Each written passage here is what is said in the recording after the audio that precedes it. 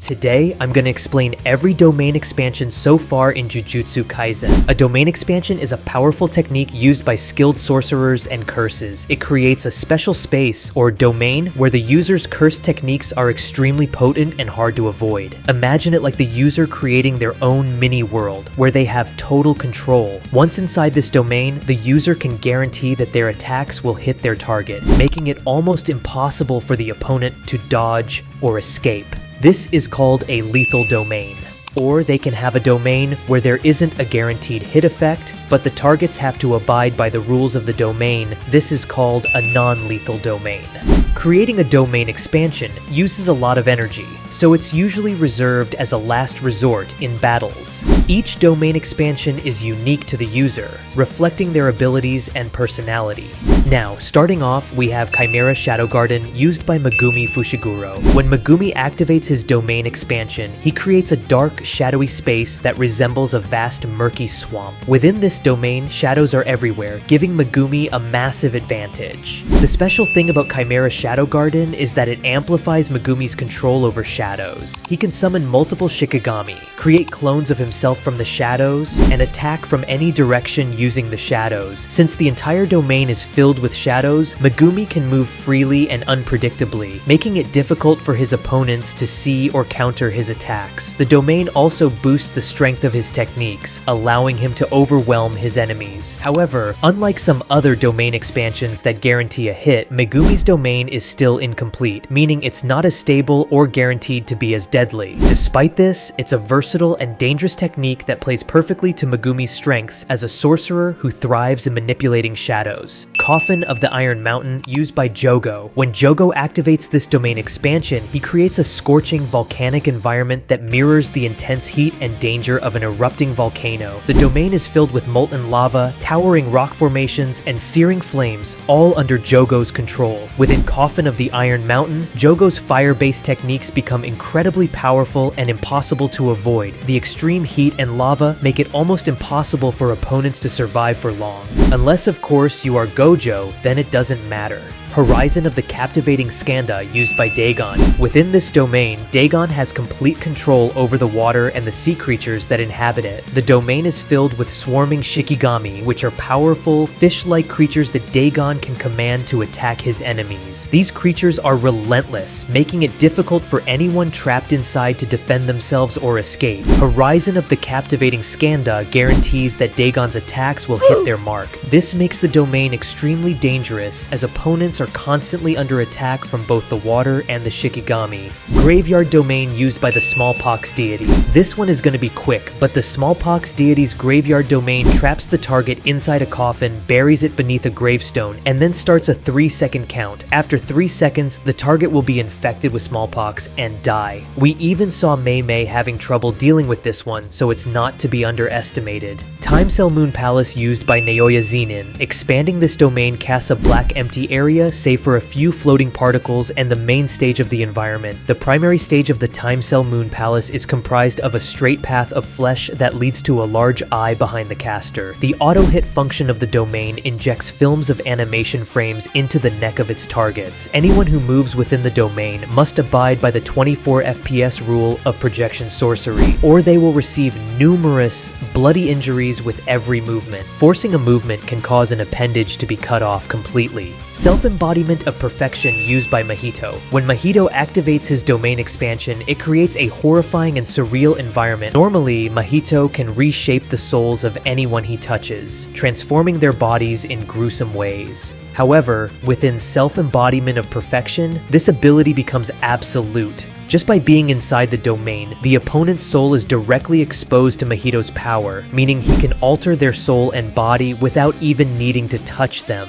This makes escape almost impossible, and guarantees that Mahito's attacks will land. Unlimited Void used by Satoru Gojo. When Gojo activates this domain expansion, he creates a limitless, space-like environment that overwhelms anyone inside with an overwhelming amount of information. Inside Unlimited Void, the entire area is filled with an infinite amount of sensory input, effectively bombarding the opponent's mind with more information than it can process. This sensory overload causes confusion, disorientation, and incapacitation, as the victim's brain is overwhelmed and unable to function function normally. Threefold Affliction used by Yorozu. Expanding this domain creates a mostly blank space with several oversized organic structures floating within it. They resemble the disembodied brains and ventral nerve cords of insects. The sure hit effect of the domain applies to Yorozu's constructed items. Near the end of her battle with Sukuna, Yorozu expanded her domain immediately after constructing her most powerful weapon, True Sphere. She opens her domain to guarantee the sphere makes contact with the King of Curses. Deadly sentencing used by Hiromi Higuruma. Higuruma's domain is essentially a small courtroom surrounded on the outside by guillotines and consists of one podium for Higuruma and one for the defendant, the person he is fighting, which are situated across from one another. Unlike other domains, deadly sentencing does not have a sure hit attack. Instead, the domain places a non-violence effect on everyone inside of it, making it so no one can engage in any sort of violence while inside its barrier, even turning off the usage of anyone's curse technique for the duration of the expansion. Anyone who tries to forego these rules by attacking is simply transported back to their podium. Aside from Higuruma, the defendant, and any witnesses, there's a Shikigami present behind Higuruma called Judgment. This Shikigami knows everything about the defendant, though he reveals none of it to Higuruma, instead only providing him with a sealed piece of evidence relating to the defendant, who also is not clued in as to what is inside. Inside the domain, Judgment acts as the judge of the trial, and the verdict he gives depends on the argument provided to him by Higuruma, with the defendant's goal being to dispel all doubts about their innocence. Both Higuruma and the defendant have only one opportunity to make a conclusive argument to sway Judgment into making a verdict in their favor. When presented with a verdict by the prosecution, the defendant can either remain silent, confess to the crime, or deny it outright. After this decision is made, Higuruma then has the opportunity to offer a rebuttal to the claim made by the defendant based on the evidence he was given. If the defendant is proven to be innocent, they are simply let go from the domain.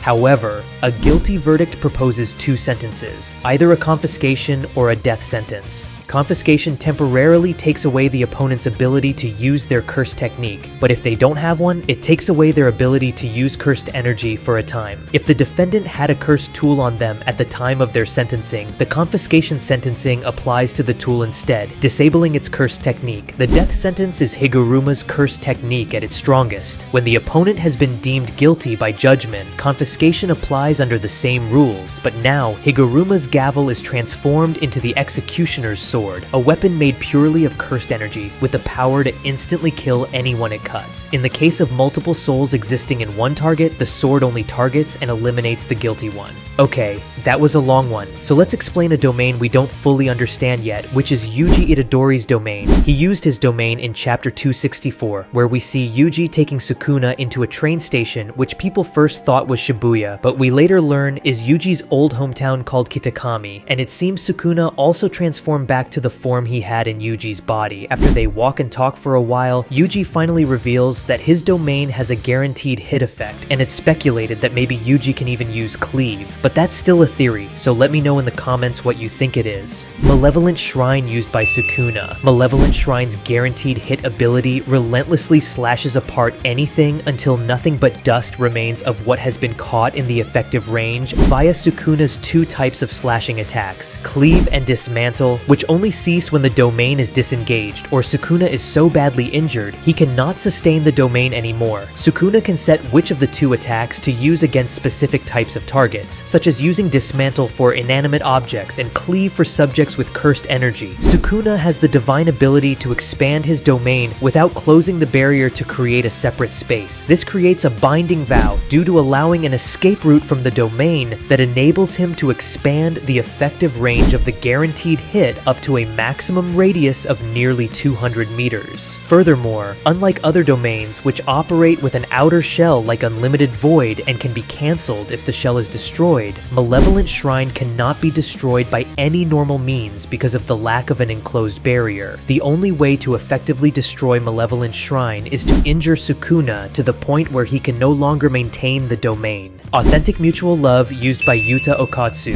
Yuta's domain is a field of cross-shaped structures littered with countless katanas and ringed by ropes linked together in a love-themed pattern. Inside his domain, he can wield any katana and use any curse techniques without restriction. His domain allows him to select one copied curse technique and apply it as a sure hit to his domain. The only drawback is that he doesn't know what curse technique dwells inside the katana until he holds it, and it vanishes when the curse technique is used once, but there is no limit to the number of swords he can choose from. Womb Profusion used by Kenjaku. Expanding this domain creates a totem-esque tower of grotesque, cursed spirit-like faces that are all merged together. Anyone caught within the area of its can't-miss attack will be hit with explosive force similar to what's delivered by a direct hit from Maximum Uzumaki, but the nature of the attack remains unknown. Similar to Sukuna's Malevolent Shrine, Womb Profusion is expanded without enclosing it with a barrier to create a separate space, but is instead manifested into the surrounding airspace. Due to having no defined outer shell, it cannot be easily dispelled through the manipulation of empty barriers. Now finally we have my favorite domain in the series, Idle Death Gamble used by Kenji Hakari. Idle Death Gamble is a pachinko-themed domain expansion that creates an environment resembling a train station that hosts a game of chance. Kenji's primary goal is to line up 3 of the same numbers to hit a jackpot with only a 1 out of 239 chance of doing so. Hitting the jackpot of Idle Death Gamble grants Hakari a bonus of unlimited cursed energy for 4 minutes and 11 seconds, the exact duration of the Private Pure Love Train theme song Admiring You, which plays throughout the round. The limitless cursed energy causes Hakari's body to reflexively use reverse curse technique to automatically heal any injury, making him temporarily unkillable after hitting a jackpot. That's all the domains so far, guys. If you enjoyed it, I would appreciate it if you would hit the like button and comment your favorite domain expansion so far, and I hope to see you next time.